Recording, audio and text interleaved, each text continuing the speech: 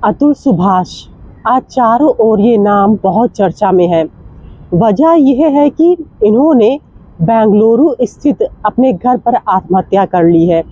आत्महत्या करने की वजह यह है कि साल 2019 में इन्होंने शादी की थी और उसके बाद से ही इनकी पत्नी के साथ लगातार विवाद चल रहा था और इन्होंने बेंगलुरु स्थित अपने घर पे आत्महत्या कर ली और अपनी पत्नी और उसके परिवार पर आरोप लगाया है कि 3 करोड़ रुपए मांगे जा रहे थे। इसके अलावा तरह तरह के झूठे केस लगाना और प्रताड़ित करने जैसे भी इन्होंने आरोप लगाए हैं। इसके बाद इन्होंने जब से सुसाइड किया है तो इनके 90 मिनट का वीडियो और 24 पन्नों का सुसाइड नोट लोगों के बीच चर्चा का विषय बना हुआ है। और एक बार आखिर फिर से ये सवाल उठ गया है कि क्या हमारे देश में, हमारी सोसाइटी में कानून सिर्फ महिलाओं के लिए है, पुरुषों के लिए कुछ नहीं है। इसकी हकीकत जानने के लिए कि आखिर पुरुषों के लिए कैसे कानून हमारे देश में, हमारी न्याय व्यवस्था में है और इस तरह के मामले होने पर आखिर पुरुष क्या करें, यही जानने के लिए हमने बात की पटियाला हाउस के फैमिली कोर्ट और सुप्रीम कोर्ट में लीगल एक्सपर्ट और पति पत्नी के तमाम मामले देख चुके आजाद खोखर से, जो कि वकील हैं और इस तरह के तमाम मामले देख चुके हैं। लेकिन हाँ, नो डाउट जो डिस्ट्रिक्ट स्तर की जुडिशरी है वो बहुत ज़्यादा बायस्ड है। डिस्ट्रिक्ट स्तर की जुडिशरी जो है वो हमेशा से प्रो फीमेल्स काम करती आ रही है। नो डाउट कितने भी गाइडलाइंस अगर सुप्रीम कोर्ट ने दे दी हों कि आप नहीं कोई भी एंटी मेल स्पेसिफिक बायस्ड कोई स्टेप लेंगे पुरुषों के अगेंस्ट, फिर भी वो लेती रही हैं। फिर भी वो देखिए, हमेशा से हम लोगों का मानना ये रहा है कि आप अगर डिस्ट्रिक्ट जुडिशरी की बात लें तो उनके ऊपर भी आप एक रेगुलर मॉनिटरिंग होनी चाहिए। अगर आप वो मॉनिटरिंग नहीं करेंगे तो उसके कॉन्सिक्वेंसेस क्या होंगे? उसके कॉन्सिक्वेंसेस अतुल सुभाष जैसे सुसाइड होंगे। सर, आप मानते कहीं ना कहीं कोर्ट की भी इसमें रही है थोड़ी नेग्लिजेंसी? देखिए, कोर्ट के स्तर का नेग्लिजेंस जो है वो बिल्कुल रहा है। जो अप्रोप्रिएट लॉज हैं उनके इम्प्लीमेंटेशन को लेके।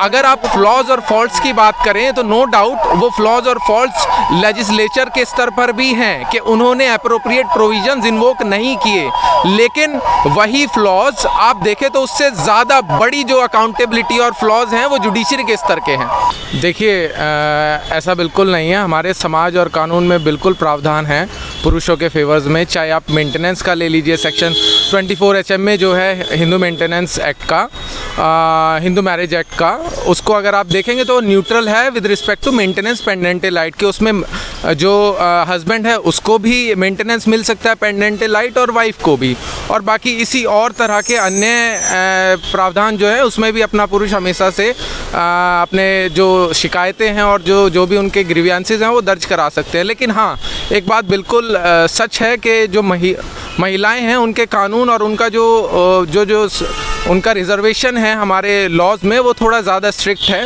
तो नो डाउट हमारे जो लॉज हैं वो थोड़े प्रो फीमेल्स हैं और कहीं ना कहीं जुडिशरी भी हमेशा से ही अगर आप देखें तो फीमेल्स को थोड़ा ज़्यादा फेवर करती रही हैं। सर, अगर पत्नी कमा रही है तो भी क्या वो मेंटेनेंस लेने की हकदार है? जी, सुप्रीम कोर्ट की गाइडलाइंस है कि अगर पत्नी कमा भी रही है तब भी वो मेंटेनेंस लेने की अधिकारी है। सर, जैसे उसने सुसाइड किया तो उसका कारण था कि वो 3 करोड़ रुपए देना नहीं चाहता था। क्या ये जो मेंटेनेंस चार्ज होता है, गुजारा भत्ता, कैसी कोई लिमिटेशन है? हाँ, बिल्कुल लिमिटेशन होती है। रेशियो होता है कि आप टोटल इनकम का कितना % जो है वो दिया जा सकता है आपके पार्टनर को, और वो रेशियो हस्बैंड के केस में भी होता है और वाइफ के केस में भी होता है। सर, ये भी जानना चाहेंगे कौन से कानून है जो पुरुषों को बचा सकते हैं इस तरह के केसेस में? क्या करें पुरुष? देखिए, हमने बहुत सारे ऐसे केसेस देखे हैं जिसमें अगर आप देखें तो वाइफ जो है वो हरासमेंट करती हैं, एक्सटॉर्शन करती हैं, मार पिटाई करती है। तो जो भी आपका अप्रोप्रिएट कॉज ऑफ एक्शन है आप अपने संबंधित थाने में उसकी शिकायत दर्ज करा सकते हैं। और बहुत सारे रिसेंट केसेस हमारे पास भी हैं जो हम टेक ओवर अभी हमने किए हुए हैं और उसमें हम पुरुषों के बिहाफ पे हम लड़ रहे हैं महिलाओं के खिलाफ। सर, पुरुषों के लिए कोई धारा है इस मामले में, इस तरह के मामले में कौन सी रहा है ये बता दें। देखिए, अगर आप मैट्रिमोनियल डिस्प्यूट का कहें, मैट्रिमोनियल डिस्प्यूट में जैसे 498A IPC का जो कि अब 85 BNS हो गया है, तो वो क्रूएल्टी वाला जो फ्रेज़ है या सेक्शन है वो सिर्फ महिलाओं के फेवर में है और वो एक तरफा है। जहाँ तक हस्बैंड्स के रिगार्डिंग क्रूएल्टी और हरासमेंट और बाकी और सब चीज़ें, उसमें कोई स्पेसिफिक मैट्रिमोनियल डिस्प्यूट के एवज में कोई प्रावधान नहीं है। लेकिन अगर हाँ, महिलाएं किसी भी तरह का कोई एप्रोप्रिएट ऑफेंस करती हैं हस्बैंड के अगेंस्ट, तो हस्बैंड भी उसमें अपना जो है शिकायत दर्ज करा सकता है। शिकायत कहाँ दर्ज कराएगा, थाने में या कोर्ट में? देखिए, जो हमारी कंप्लेंट दर्ज कराने का सबसे पहला जो लेवल है वो पुलिस स्टेशन ही होता है।